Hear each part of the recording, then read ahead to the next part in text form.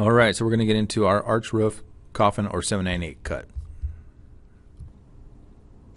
So we use the coffin cut or 798 cut on arch roofs because we don't know exactly what we're on top of when we're on these arch roofs, if they're a true bowstring or not, and we're just on a regular arch roof.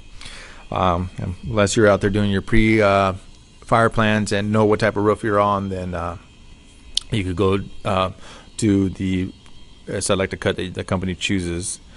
If it happens to be the 798 cut, then perfect. The reason that we use the 798 cut is because the construction of these type of roofs are really sturdy, and they're difficult to break apart or pull apart. Keep in mind that these roofs, when they do fail, they fail in large sections, and so even though that you're 20 or 30 feet away from the fire, if that roof fails on that side, you could be going down with that roof. Again, we're going to be using the same procedures as a flat commercial building roof, and having the fire officer go up first and seeing how conditions are, monitoring the roof, seeing if the materials.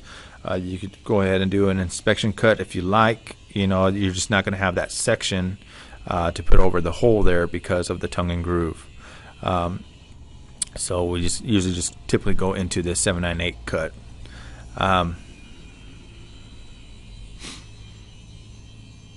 As you see, we're using the circular saw on this one here because of the type of material that is made. Also, once the firefighter is done making that 798 cut, the second firefighter can already start loosening those boards until they grab their tool and start pulling the boards off. Here we're simulating pulling the tongue and groove apart, and then calling in, checking for the effectiveness of our ventilation. Remember, this is going to be a large hole, not just a 4x8 hole, but a lot bigger because the spans between the truss work on these arch roofs.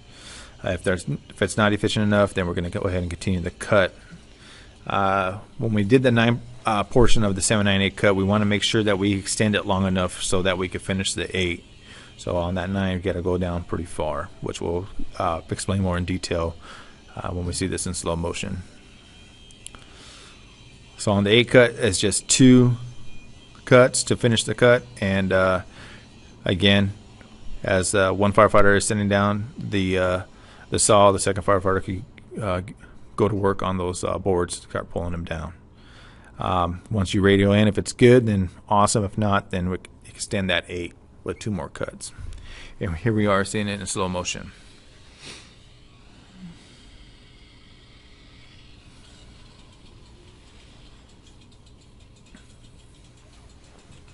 So we start with the 7, just sink that saw in, make sure we sink it deep so we're getting all the way through that roof material. Tongue and groove boards are pretty thick so that they can be tongue and groove. Roll that rafter and then stop at the 2nd.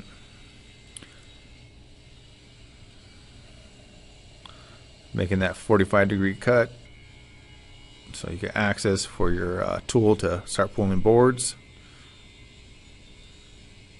Make sure that you're crossing your cuts.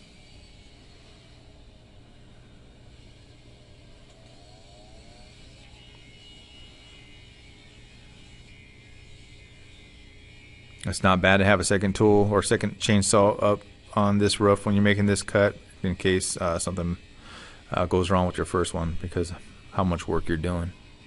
As you see here, firefighter soldier is extending that second cut of the 7 far enough so he could finish his 8 if need be. He makes his second 45-degree cut. The reason we have 2 45s on this type of cut here is because of the difficulty with the construction of this type of roof here.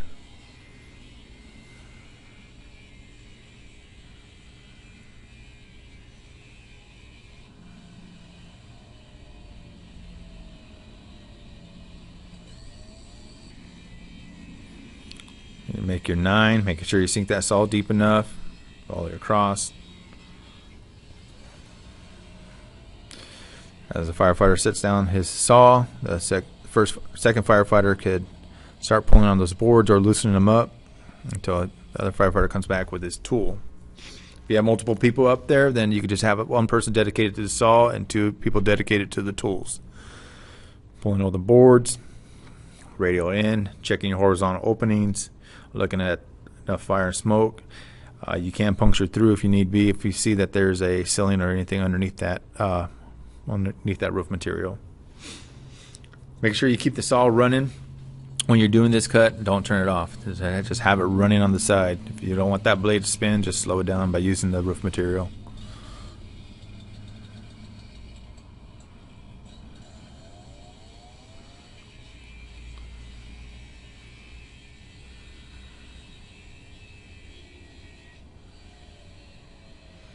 So now we finish our 8. Again, 2 cuts, and then you could extend this some more if the 8 is not doing its job and getting you enough ventilation, or the conditions are still bad inside the building. Start pulling the tool. Like I said, radio in for conditions, look at your horizontal openings, and get off the roof. And that is your coffin or 798 cut. Thanks.